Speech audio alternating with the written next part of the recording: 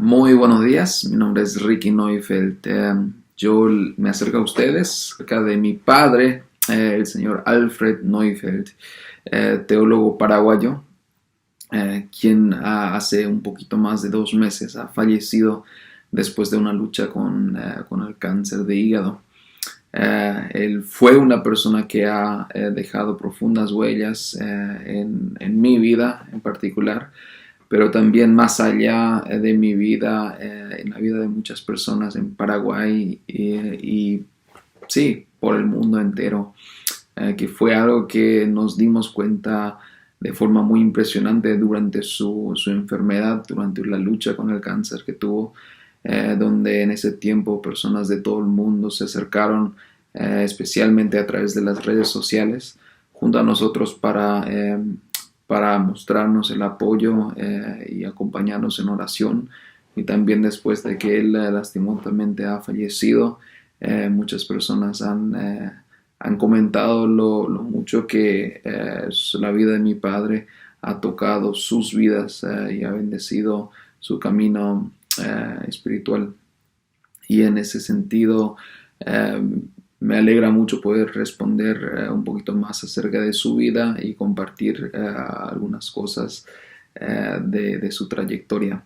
La primera pregunta es: ¿quién fue Alfred Neufeld? Fue esposo de mi madre Wilma por 35 años, estuvieron casados. Él fue padre de 4 hijos, hermano de 9 hermanos. Él fue hijo de inmigrantes menonitas que habían venido desde Rusia en los 40, en los 30, 1930, y se habían instalado en el Chaco paraguayo. Y él nació en el Chaco paraguayo, en una colonia menonita, y vivió la gran parte de su vida en Paraguay, donde fue conocido ampliamente simplemente como Pastor Alfred Neufeld. Luego de su fallecimiento, habían varias voces que lo llamaron el teólogo más importante que tuvo el Paraguay. Conociéndole personalmente, le hubiese gustado mucho que pronto surjan teólogos de mucho más importancia que él. Pero sí fue alguien quien estudió la teología. Ya a los 20 años fue llamado a ser predicador en su iglesia y luego enviado a Suiza para estudiar teología. Su maestría la hizo en Estados Unidos y luego a inicios de los 90 volvió a Suiza ya con su familia, con nosotros, para hacer su doctorado en teología. Su gran pasión en Paraguay fue, en primer lugar, capacitar a pastores, a personas que se quieren capacitar o preparar para el servicio en el ministerio a tiempo completo. Y de ahí fue algo que ya muy pronto sintió como un llamado personal de apoyar y capacitar y educar personas que quieren servir a la iglesia, capacitarlos con un pensamiento y un razonamiento teológico, con conocimiento bíblico y con una pasión hacia el reino de Dios. Tuvo un gran amor a la patria paraguaya, donde residió la mayoría de su vida. Siempre hablaba que no había país como el Paraguay, y ahí quedaba su corazón. Y aunque pasó algunos años de aquí a allá, en el exterior siempre volvía al Paraguay y se sentía muy identificado con esta nación. Pero más allá también tenía una pasión muy grande por la iglesia global que transciende naciones y transciende denominaciones. Para él siempre fue importante tener claro o buscar claridad en la identidad personal, tanto denominacional de su propia iglesia como también de su entorno cultural. Pero la única misión de tener una identidad clara es para poder estar en un buen relacionamiento con personas con otras identidades teológicas o religiosas o de fe o de nación. Y por eso la meta final no era una identidad clara de su propia nación o de su propia teología, sino la meta era tener posibilidad de conversar de parte de esa identidad con personas que están conviviendo con otras experiencias en su vida. Una de las preguntas que hicieron fue cuál fue su sueño y si lo realizó. Y yo no sé si mi padre tuvo así un sueño de la vida que persiguió con todo vigor. Un sueño tempranero era para poder casarse con mi madre, y eso sí lo logró. Y poder tener un matrimonio en el cual pudo estar fiel hasta que el Señor le llevó a su presencia. Pero creo que más allá de ese sueño de vivir en matrimonio y con familia, su sueño grande siempre era poder trabajar y invertirse con todo su ser en el reino de Dios, en el trabajo por el reino de Dios.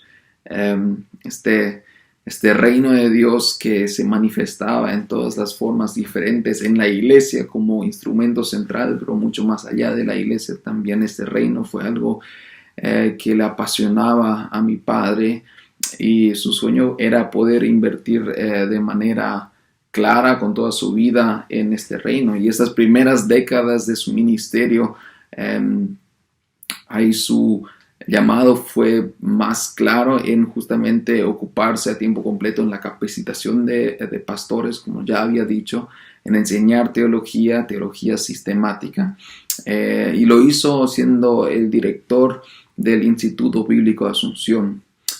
Más tarde vio la necesidad de fomentar una capacitación de obreros cristianos más allá del trabajo pastoral.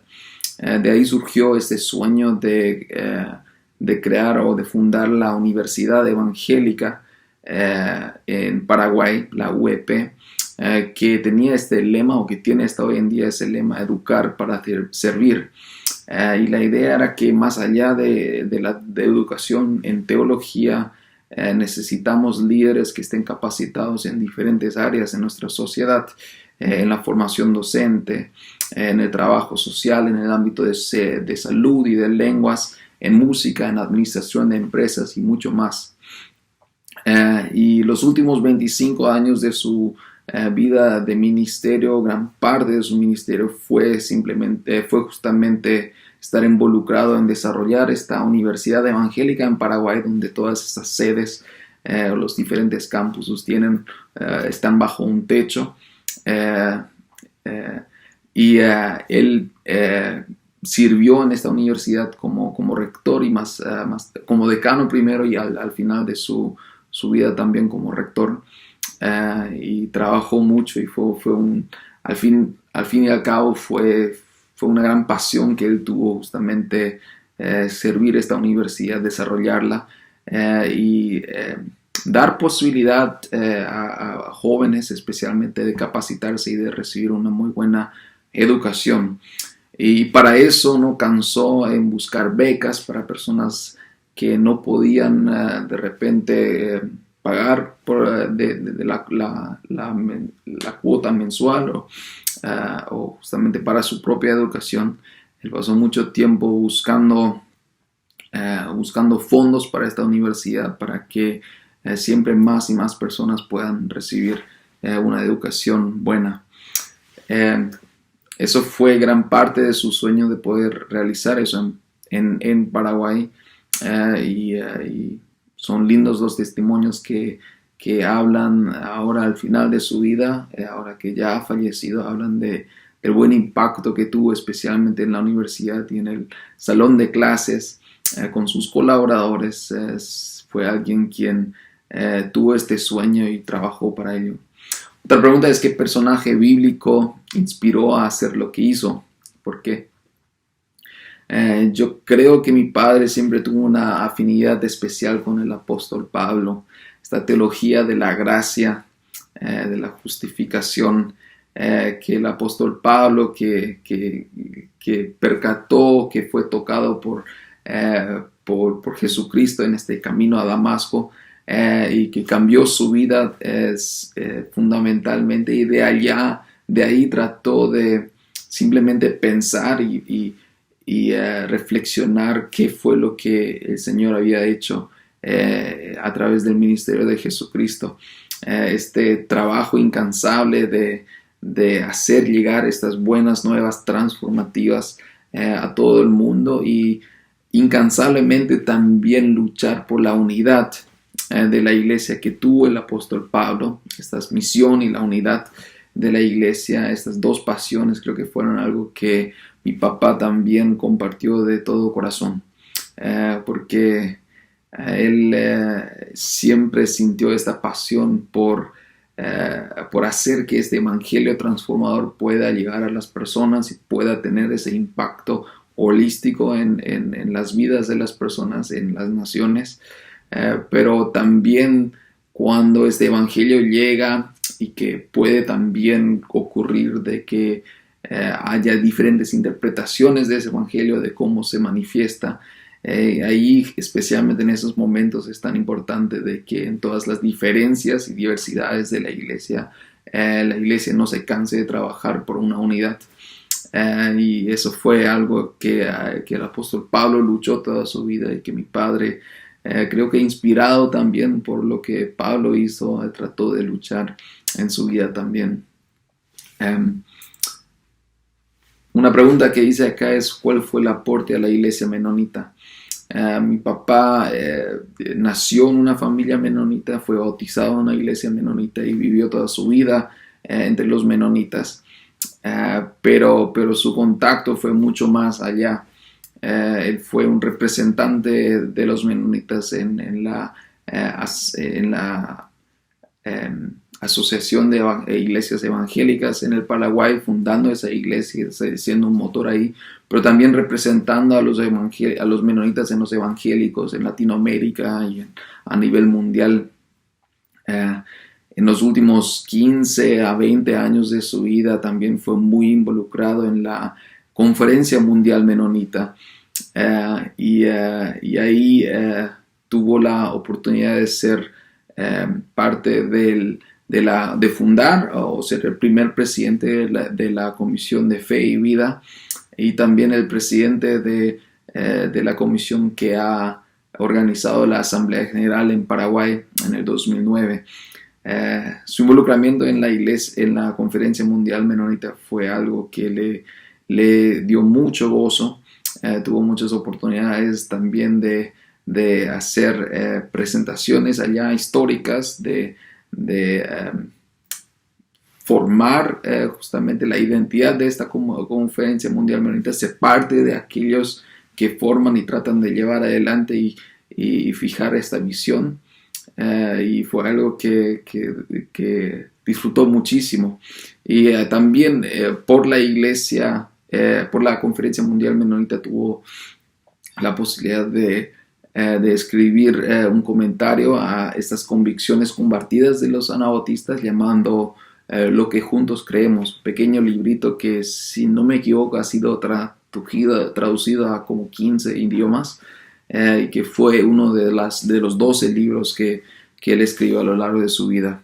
Él tenía una gran pasión por la historia y las lecciones que podemos aprender de la historia, y en eso también sirvió mucho a la Conferencia Mundial Menonita, de la Iglesia Menonita, de siempre presentar en diferentes artículos y en presentaciones personales lo que fueron algunos pasos en la historia de los menonitas y cuáles fueron lecciones que podemos aprender de ello. En los últimos años representó a los menonitas en diálogos ecuménicos con católicos y luteranos, mostrando este claro perfil de las convicciones anabautistas, y al mismo tiempo buscando posibilidades de construir puentes de relacionamiento fraternal.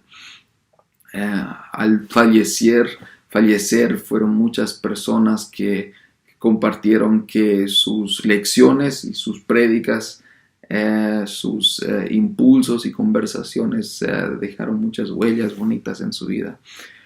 Y creo que eso fue algo que deja su legado. La última pregunta dice: ¿cuáles fueron las huellas que han dejado en su entorno?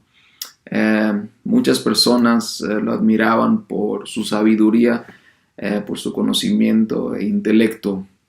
Pero creo que más todavía lo admiraban las personas por este corazón grande que tuvo, con el que cualquier persona con la cual se encontraba, no importa su clase social o género o afiliación religiosa, él trataba de recibirlos con un corazón grande. Sus abrazos de oso siempre eran algo muy conocido en su vida. Él enseñaba y predicaba apasionadamente sobre el reino de Dios. Desafiaba a muchos de sus colaboradores, y no eran pocas las veces en las cuales también podía provocar y quizás a veces también con sus impulsos ofender a alguno u otro colaborador.